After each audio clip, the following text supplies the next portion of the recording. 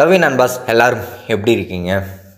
The greatest of all time படத்தினுடைய trailer இன்னைக்கு மாலை 5 மணிக்கு ரிலீஸ் ஆக போகுது.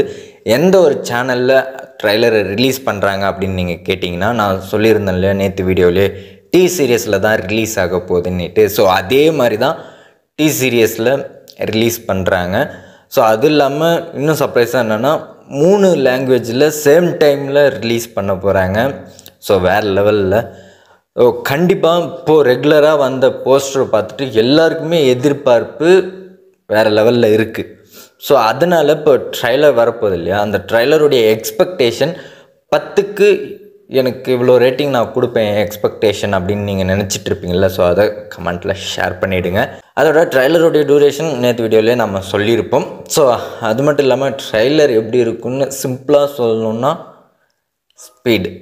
ஸோ அது கண்டிப்பாக இருக்கும். நம்ம கிளிம்ஸ் பார்த்த மாதிரி தான் அடுத்தடுத்த ஷாட் டக் டக் டக் டக்குன்னு நகர்ற மாதிரி மூமெண்ட் அமைஞ்சிருக்கும். என்ன என்ன என்ன நடக்குது அப்படின்னு பார்க்குற மாதிரியும், அதோடு இல்லை கொஞ்சம் விறுவிறுப்பை தர காட்சிகள் மாதிரியே ட்ரைலரும் அமைஞ்சிருக்குன்ற மாதிரி நான் கேள்விப்பட்டேன். ஸோ அப்படி மட்டும் இருந்தால் சோசியல் மீடியா பிளாஸ் தான் இல்லை. ஸோ இதை எப்படி நீங்கள் எதிர்பார்க்குறீங்கன்னதும் ஷேர் பண்ணிவிடுங்க.